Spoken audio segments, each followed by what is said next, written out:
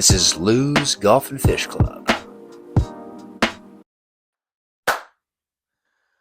Welcome back, guys, to another episode of Lou's Golf and Fish Club. Yes, sir. Episode 9. Yep. Part 1. Mm-hmm. We're starting tonight a little different. We got a little presentation. Mm-hmm. We got all of our Lou's Golf and Fish Club hats. I'm wearing one. Yep. It's not a Robertson. It's actually a Richardson. I was telling Justin about it all day. But yeah, and then we got Pro Cure over here. We got a little 3-pack. Pretty sick. Yep. Pro Pack, Pro Cure Bait Sense. Then we got Fish or Die Bait Company. We got a lot of their. They just gave us a huge, awesome goodie box. Yep. Huge shout out to Fish or Die Bait Company. Bunch of Helger drop shot mites. baits, some Helger mites, like flukes or like trailers. Yep. 5.5 inch. Definitely a lot of cool stuff going on. So figured we switch it up. We started out with a live stream. Had probably like maybe 10 or so people join in. Yeah. Not all at once, but Shout out to Jimbo and Mirtha for Jimbo and Mirtha and chatting it up. Jake Englehart. Jake Englehart. Yep. He wants to come in and maybe do some fish tournaments. Oop. So Yep. I'm always looking for a fishing partner. So Yep. but yeah, it's been fun. We've had a lot of crazy tournaments that just happened. Yeah, we had 2 tournaments so far. So yeah, we had first tournament was Lake Mooney. Yeah, We did the preview show of that. So that was on March 20 something. yeah, End of March, and that was a interesting tournament for sure. We had 4 zeros? 4 zeros and 1 limit caught by Mirtha and his buddy Chris. Yep. Yeah. So Mirtha and Chris ended up taking that W. Yep. With like 8 pounds, which is actually pretty good. Yeah. Pretty good bag. And then second place was Nick Abear, I think is his name. Nick Abear. He caught a 4.5 pounder. You say he caught it on like an underspin or something? Yeah, underspin. Yep. So crazy. So he won biggest fish in second place. Nick did. And then third place was myself and Ant. We only caught 1 fish as well. I caught that on a lipless, like a gizzard shad colored lipless crankbait. Yeah. The 388, almost 4 pounds. We were trying all day to get the limit. 2 more fish. Just 2 It's a tough takes. day. We were so excited about it too. The wind was actually not too bad in the morning. It picked up a little bit in the afternoon, but I feel like if anything, it might have been a morning bite. Every tournament I always miss at least 1, but I think I missed 2 good fish. The first one was on I want to say like a spinner bait. The second one was on a chatterbait.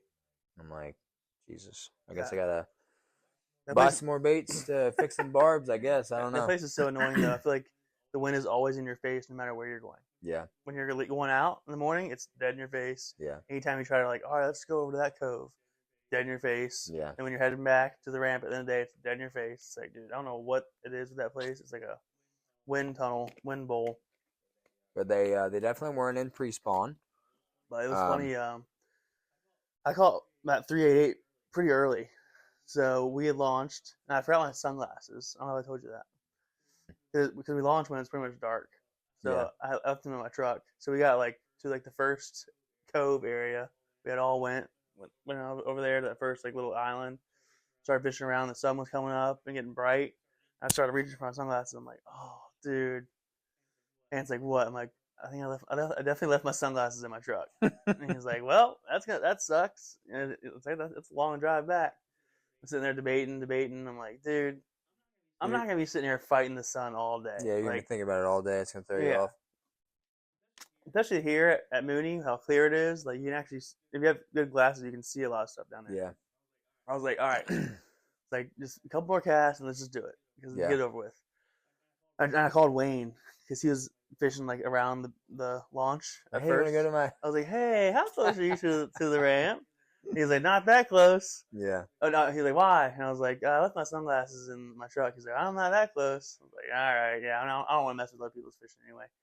So went back and got him, but he was pretty close, and we actually crossed paths with him on the way back. He's like, I guess I wasn't too far away. I guess I could have helped you out. I was like, nah, I got it. So yeah, I got sunglasses, and then as soon as we got back to our spot with my sunglasses, like literally 5-10 minutes. Well, Mirth had called me. He's, Yeah.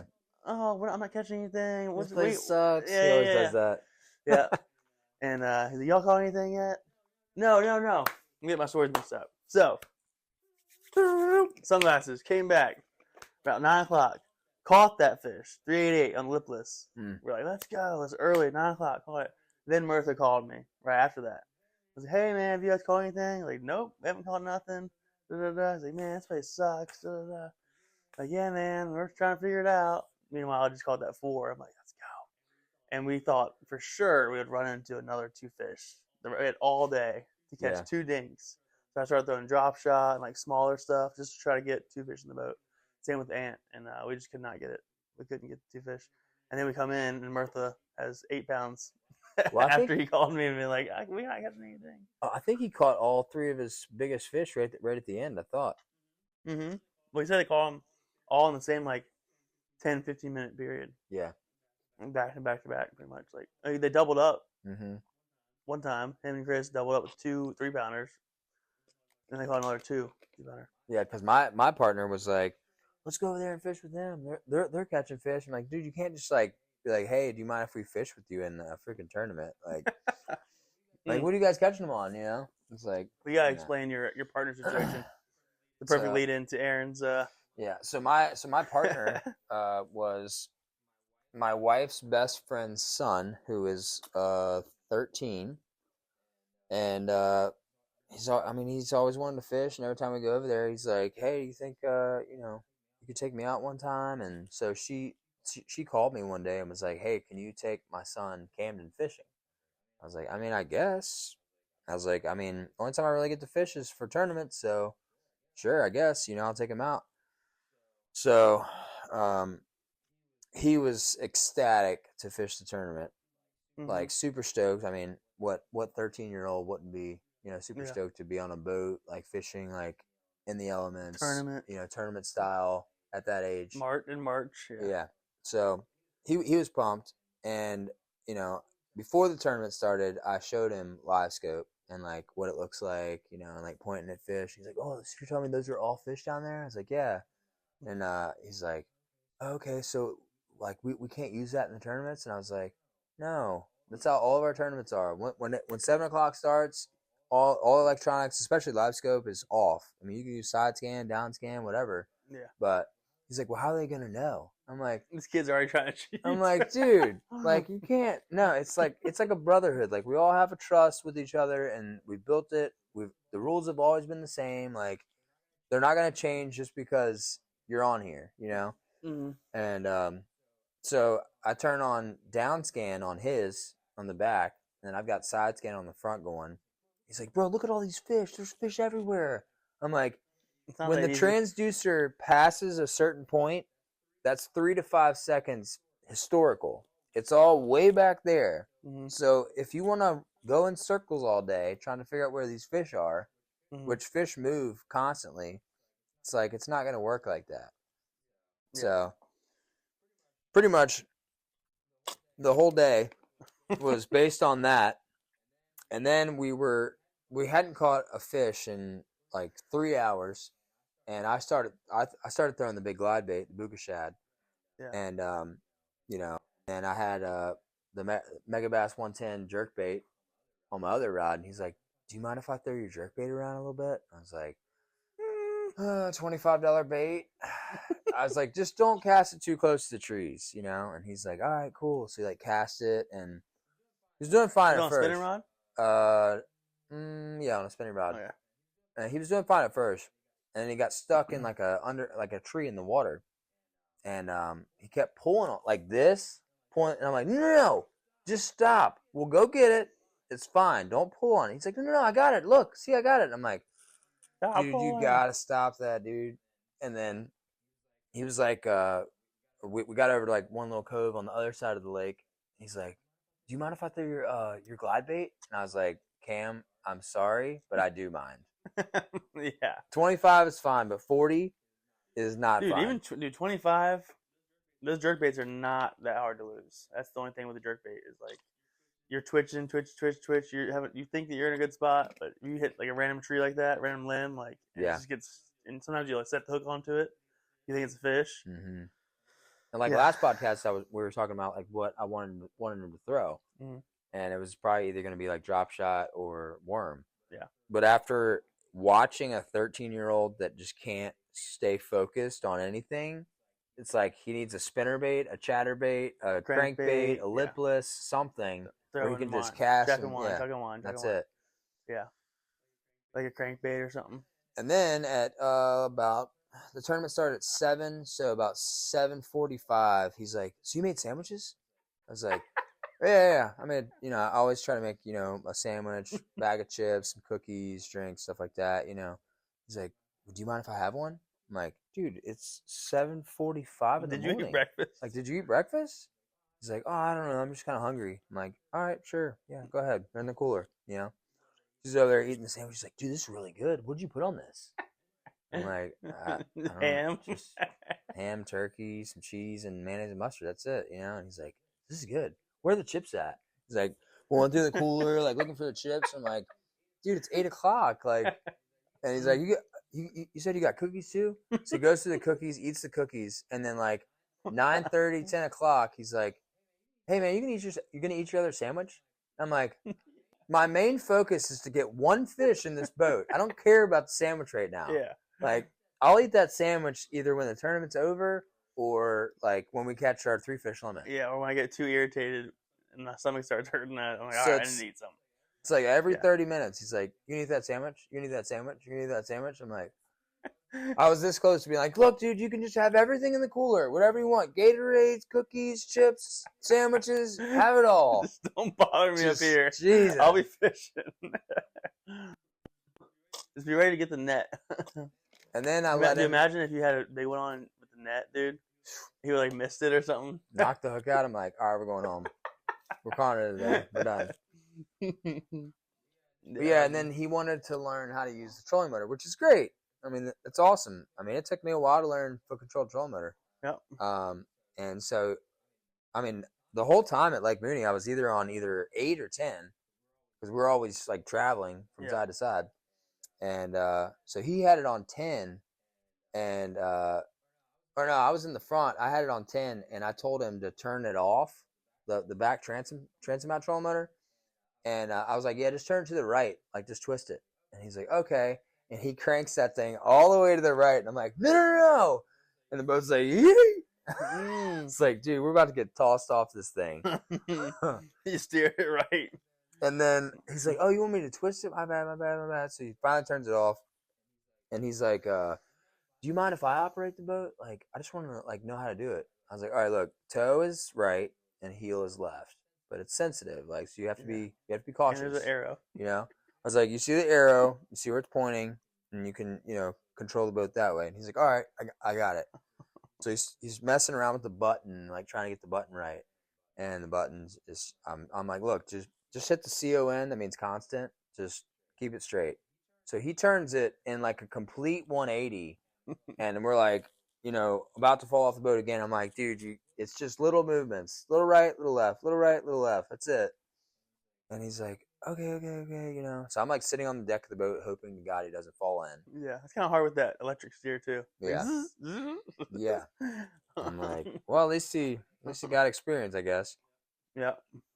Yeah, that's funny. Well, that's good. You're a good man for that. Yeah. And then when the tournament was over, he's like texting his dad, like trying to figure out like where he's gonna pick him up. Are you gonna pick me up at like Mooney?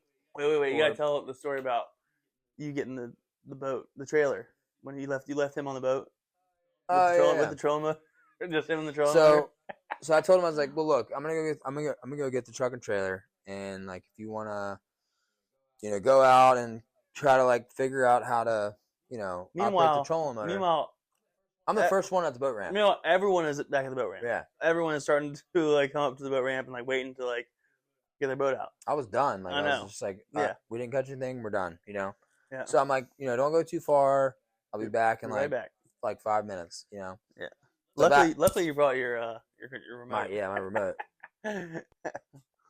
So I backed the boat all the way down the ramp, and I'm like, where in the hell did he go? It's like 200 yards that way. And I'm like, dude, what are you doing, dude? So I'm like sitting here with my remote, like trying to look at the trolling motor, and I'm like, left.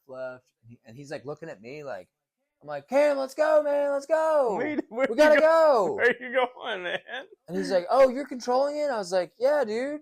Thank God I brought the remote. I mean, everybody be sitting here until freaking 3 o'clock, 4 o'clock in the afternoon waiting for you to come back.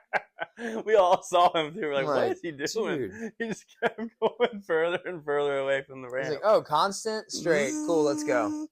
He was about to be at the dam. He was so far away. So we're like, yeah. So you were sitting down there, and like I'm sitting at the top of the hill, seeing how far he is away. Yeah. At the top of the hill, I'm like, dude. So yeah, I was able to squeeze next to you. Yeah. Because I tried to pull all the way to the side so Yeah. another boat could come, or another And truck then could come down. I had my boots, my knee-high boots. Thank God. Yeah, so I got in and helped you get your boat on. And then Ant had my boat, and he started coming up to the trailer. Brand new trolling motor. Brand new trolling motor. $1,700. First timer with it. He's like, zzz, and tries to pull it up last second. I guess doesn't click or something, and just rams the trailer. And like the boat goes like over the trailer, and I'm like, no. Snaps Finally it off, bounced like, back. Like, dude, come on. It's the motor guy. You'll be all right. It's fine. Like, good night. Didn't Vaughn do that to you, bro, last year? I think it was. Maybe. I think it was at Mooney. Same place. He's doing the same thing. Zzz, trying to like time it and like lift it up and just crush the trailer. Crush the trailer on the trailer. It's got a solid shaft. It ain't like, breaking. Dude, I have my boots on. I can pull it up. You don't have to get it like that far up. Yeah, I mean, it's definitely difficult with the trolling motor though, because I mean, obviously you want to try to get on as quickly as possible. Yeah, he's line it up. trying to like pick it up last second. Like, pop. So anyway, that was a decent tournament. 8 pounds was the winner. That was pretty good. Yeah. And then we had our second tournament of the year. Well, leading up to that, we had a couple of our guys fishing the Fountainhead tournament. Yeah. We had Sean and Vaughn fish. They caught 2 decent ones, like a couple like 3-pounders or something. Had like 6 pounds or something like that. And then Mirtha and Sean went. Trying to shine for lose, baby. I know. Then Mirtha and Sean went, and I think they had not very much. They brought in one that didn't count. It was only 11. That one doesn't count, dude. Like, oh my bad. They said Alderman was being like, "That's 12 inches. Come on." He's like trying to like pinch the tail and stuff. Alderman was trying to like help him out. Oh yeah. Yeah. He's like, "That's 12 inches." Like, nah. Mirtha was like so embarrassing. Like, well, at least you're the guinea pig. Now it makes me feel not as bad if I go. Because I was saying, like, dude, if I come back with 4 pounds, I'm not coming back. I'm just gonna stay out. Like, here we got the founder of Lou's Golf and Fish Club. What does he got today? Like, I think I might have 3 pounds. Like, oh, those aren't over 12 inches. Sorry, 0 pounds. Like, no, come on. No live scope. Oh That's man. crazy. So yeah, so we had some guys do the Fountainhead tournaments, and then we had our second event of the year, which was at the Res from Bull Run. Mm-hmm. We had 6 boats, so it's kind of like main people, really. And we had a pretty good tournament. It was Mirtha and Chris won again. They went back-to-back wins. They had 11 pounds, which is pretty close to the record. The record's 12 pounds. They had 11 something, so they're pretty close. And then I think you said they had 3 bites and 3 fish. Yeah, they caught 3 fish, and one that was almost 5. Yeah, it was 4.15. Big eyes on it. Yeah, 4.15. So Mirtha got big fish, and then Ant and I got second place with 8 pounds. I caught a 4.5. No, it wasn't Ant and I. It was Wayne and I. My bad. Yeah, Me and Wayne. So caught 8 pounds. I caught a 4.5, and then third place was Vaughn and Box. Lunchbox. Lunchbox had 7 pounds. I think it was. So that was a pretty good tournament. The shitty part about it was they dropped the water level like multiple feet, like 2 days before the tournament. It's probably like 2 or 3 feet low. Yeah, it's pretty low. So I felt it probably messed up the shallow bite a little bit more. Yeah. made it a little more difficult. But yeah, you I mean, caught you caught a good amount I of fish. caught like 9 or 10 on chatterbait. I thought the chatterbait bite was gonna be on. I mean, it was for buck bass, but Yeah, I think Martha caught his big fish on a like little bluegill glide bait yeah, they used in his pond and stuff. that he drew all the red marks on, Yeah, make it look like it's bleeding. that's pretty cool. Then I think they called the other ones on shaky head, Yeah, which I was throwing shaky head a lot, but I was throwing chatterbait, spinnerbait, all kinds of stuff, and then a jig. I was trying to throw a jig a decent amount because Wayne caught our first fish on a jig, yeah, black and blue, and then eventually it was about 11 o'clock, and I called Aaron, just trying to check in, get some motivation. Like, y'all doing anything? Y'all catch anything?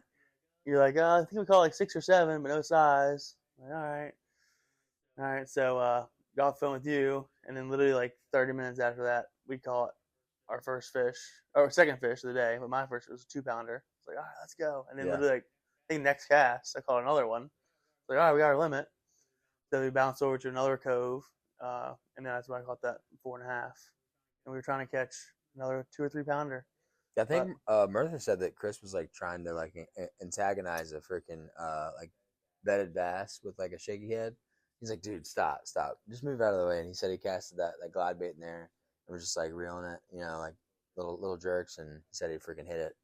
He's like, dude. Yeah. Yeah, I was throwing everything, and then eventually, like, after I talked to you, I was like, I'm just gonna keep a Senko in my hand, and just go to the back of these coves. That's all the fish we caught were all in the very back of those coves, like those little crevices and like little spots. Like Yeah. the big one was on like kind of like a wall kind of thing, like a rock wall with some stuff around. But yeah, I was just like, dude, I don't know. You were saying chatterbait. We had Wayne throwing jig and spinnerbait a lot. I think he ended up catching 2 fish. Got another one later on. It was too small, but yeah, I don't And know. then my partner was trying to throw the glide bait that he got, the buka shad, and he like cast it out. And he's like going like this, and reeling up really fast. I'm like, dude, that's not how you fish a glide bait. Like it's like a cast and like twitch, pause, let it sit there, and then maybe twitch, pause, and Yeah, it's all about those pauses. yeah, or yeah, you can either twitch with the rod or yeah with the reel, just turn I left, tried right, showing him with left, his reel right, like left, how right, I would left, retrieve it, right. and he's just like, okay, and he'd go out, cast it again. Yeah, I know how to do it. Whatever. Yeah, Aaron had another good partner adventure. We'll talk about that on the next. He's working on being section. member of the year. Yeah, Bringing out a bunch of new anglers, new anglers, working on my patience. getting people involved. But yeah, so you guys, did he catch it? He caught some fish though, didn't he? One. He caught one. Yeah. I don't remember what he caught. Oh, he caught it on a lipless. Yeah. Yeah. I was thinking about throwing that, but I saw that chatterbait. Yeah. I wish I would have thrown the Bluegill colored bluegill one. chatterbait or like a bluegill colored Senko. Yeah. Like orange and black or something like orange or perch color or something like that. Yeah. Maybe would have ran into another big one. But yeah. It is what it is. The res. We'll be back at the res in June. Yeah. For the summer bite. And we'll be back to talk about the second half of the res. How much time we got? 122. All right. You want to talk about your snakehead real quick? Nah, we'll save it. Save it for part 2? Yeah, we'll save it for part 2. We'll be back for part 2 after this message. Peace.